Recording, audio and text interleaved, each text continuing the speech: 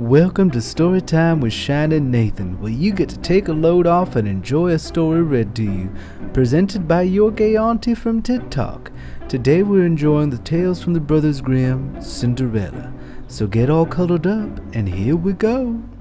Welcome to Storytime with ShiningNathan, and I'm so excited to continue on this tale from the Brothers Grimm. Something in the public domain, a story you're more than likely accustomed to, but may not have heard this version of the tale. Now, if you found me organically via YouTube or whichever place you are listening to this on, I'm so glad you're here, honey. Get all comfy and cozied up. If you followed me here from TikTok, baby doll, thank you so much.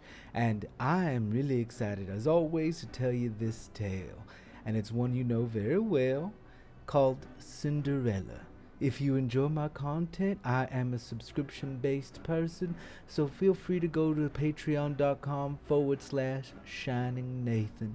It helps keep my lights on, me fed, and my kitty cat fed, and I do need more patrons, so you're welcome to. If not, perfectly okay, honey. I understand times is hard, so get all cuddled up, get your snacks and everything together, 'cause we're going to be listening to and reading Cinderella by the Brothers Grimm.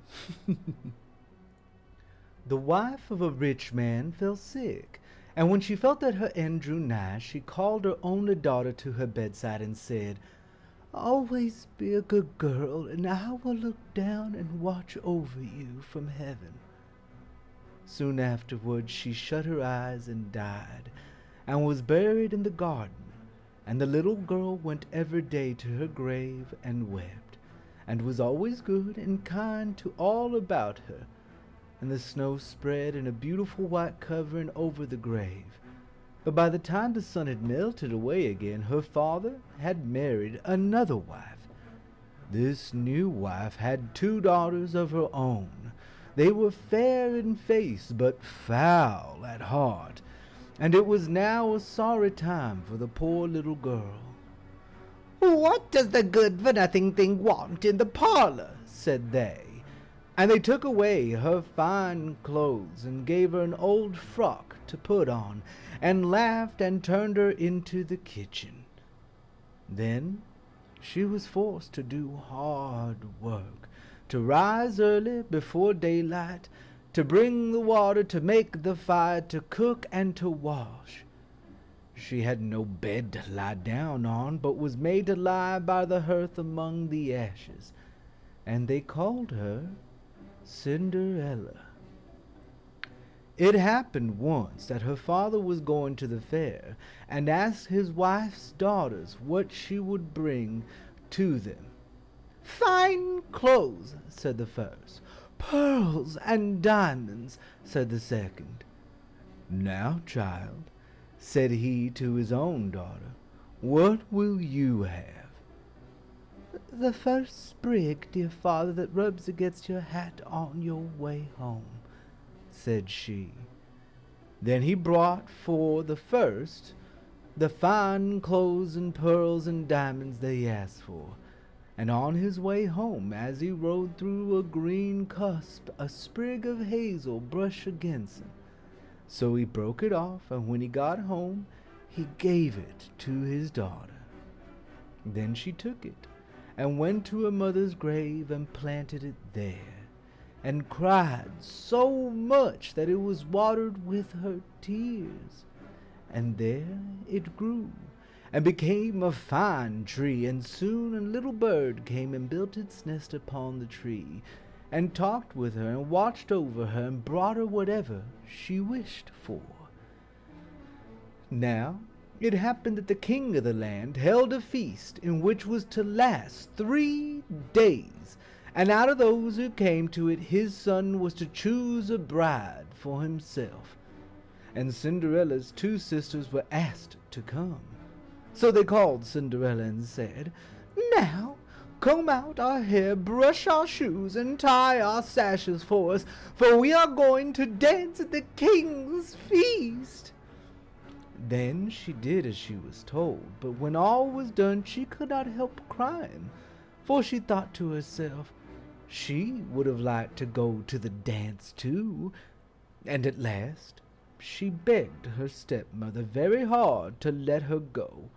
"You, Cinderella," said she, "you have nothing to wear, no clothes at all, and who cannot even dance. You want to go to the ball?" And when she kept on begging to get rid of her, she said at last, "I will throw this bin of peas into the ash heap, and you have picked them out in 2 hours' time. You shall go to the feast too." Then she threw the peas into the ashes, but the little maiden ran out at the back door into the garden and cried out, "Hither, thither through the sky, turtle doves and linnets fly. Blackbird, thrush, and chiffinch gay, hither, thither, haste away. One and all, come help me quick, haste ye, pick, pick, pick." Then first came 2 white doves, and next 2 turtle doves, and after them all the little birds under heaven came, and the little doves stooped their heads down and set to work, pick, pick, pick.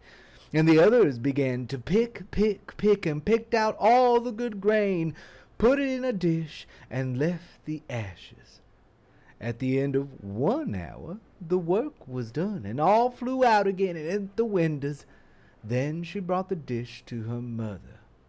But the mother said, "No, no, indeed, no. You have no clothes and cannot dance. You shall not go." And when Cinderella begged very hard to go, she said, "Well, if you can pick in 1 hour's time, pick 2 of these dishes of peas and lentils out of the ashes, you shall go too." So she took the 2 dishes of peas and lentils into the ashes. But the little maid went out into the garden at the back of the house and called as before, and all the birds came flying. And in half an hour's time all was done, and out they flew again. And then Cinderella took the dishes to her mother, rejoicing to think that she was now good to go to the ball. Oh, but her mother said, "It is all of no use. You cannot go. You have no clothes and cannot dance, and would only put us to shame." And off she went with her 2 daughters to the feast. Now, when all were gone and nobody left at home, Cinderella went sorrowfully and sat down under the hazel tree and cried out, "Shake, shake, hazel tree, gold and silver over me." Then her friend the bird flew out of the tree and brought a gold and silver dress for her, and slippers of spangled silk. And she put them on and followed her sisters to the feast. But they did not know her. She looked so fine and beautiful in her rich clothes. The king's son soon came up to her, and took her by the hand, and danced with her and no one else, and he never left her hand. But when anyone else came to ask her to dance, he said, "This lady is dancing with me." Thus they danced till a late hour of the night, and then she wanted to go home, and the king's son said, "I shall go and take care of you to your home," for he wanted to see where the beautiful maiden lived. But she slipped away from him unawares and ran off towards home, and the prince followed her. Then she jumped into a pigeon house and shut the door. So he waited till her father came home, and told him that the unknown maiden who had been at the feast had hidden herself in the pigeon house. But when they had broken up the door, they found no one within. And as they came back into the house, Cinderella lay as she always was in front of the hearth, by the ashes, in her dirty frock, for she had run as quickly as she could through the pigeon house and to the hazel tree, and had there taken off her beautiful clothes and laid them beneath the tree, that the bird might carry them away, and had seated herself among the ashes again in her little old frock. The next day, when the feast was again held, and her father, mother, and sisters were gone, Cinderella went to the hazel tree, and all happened as before. The king's son, who was waiting for her, took her by the hand and danced with her. And when anyone asked her to dance, he said as before, "This lady is dancing with me."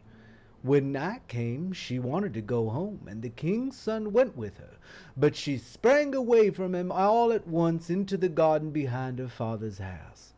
In this garden stood a fine pear tree, and Cinderella jumped into it without being seen. Then the king's son waited till her father came home, and said to him, "The unknown lady has slipped away, and I think she must have sprang into your pear tree." The father ordered an axe to be brought, and they cut down the tree, but found no one up in it. And when they came back into the kitchen, there lay Cinderella in the ashes as usual, for she had slipped down on the other side of the tree, and carried her beautiful clothes back to the bird at the hazel tree, and then put on her little old frock. The third day, when her father, mother, and sisters were gone, she went again into the garden, and said, "Shake, shake, hazel tree, gold and silver over me." Then her kind friend the bird brought a dress still finer than the former one, and slippers which were all of gold, and the king's son danced with her alone. And when anyone else asked to dance with her, he said, "This lady is my partner." Now when night came, she wanted to go home, and the king's son would go with her, but she managed to slip away from him, though in such a hurry that she dropped her left golden slipper upon the stairs. So the prince took the shoe, and went the next day to the king, his father, and said, "I will take for my wife the lady that this golden shoe fits." Then both the sisters were overjoyed to hear this, for they had beautiful feet, and had no doubt they could wear the golden slipper. The eldest went first into the room where the slipper was, and wanted to try it on, and the mother stood by. But her big toe could not go into it, and the shoe was altogether much too small for her. Then the mother said, "Never mind, cut off the toe. When you are queen, you will not care about toes. You will not want to go on foot." So the silly girl cut the big toe off, and squeezed the shoe on, and went to the king's son. Then he took her for his bride, and rode away with her. But on their way home they had to pass the hazel tree that Cinderella had planted, and there sat a little dove on the branch, singing, back again, look to the shoe. The shoe is too small and not made for you. Prince, prince, look again for thy bride, for she's not the true one that sits by thy side." Then the prince looked at her foot, and saw by the blood that streamed from it what a trick she had played on him. So he brought the false bride back to her home, and said, "This is not the right bride. Let the other sister try and put on the slipper." Then she went into the room, and got her foot into the shoe, all but the heel, which was too large. But her mother squeezed it in till the blood came, and took her to the king's son. And he rode away with her.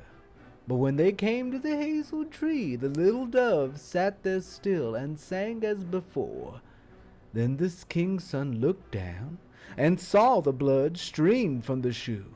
So he brought her back again, and said, "This is not the true bride," said he to the father. "Have you no other daughters?"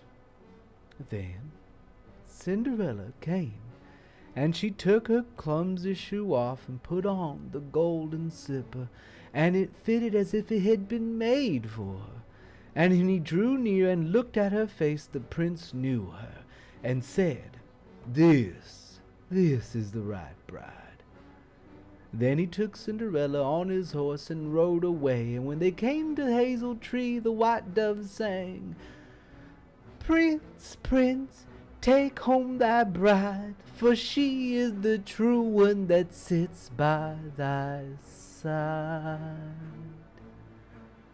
And then the prince and Cinderella had a beautiful ceremony, and the little dove and the little turtle dove rested on her shoulders, but her mother and sisters, wanting to try to gain favor with Cinderella, who was now the princess, came to the ceremony. And so both sisters, side by side on either side of Cinderella, walked her down the aisle. And as they did, the little birds picked out the left eye and the right eye of either sister, so that they were blinded, and the sisters were bereft and blinded for the rest of their days. And Cinderella and the prince lived happily ever after. The end. I hope you enjoyed this telling of Cinderella by the Brothers Grimm.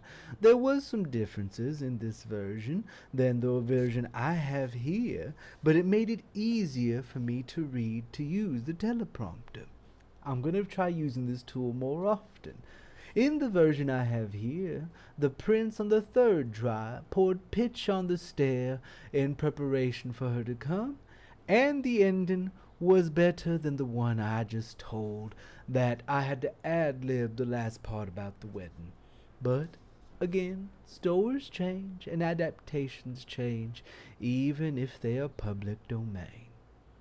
As always, I want to thank my patrons on Patreon who make all of this fantastic content possible.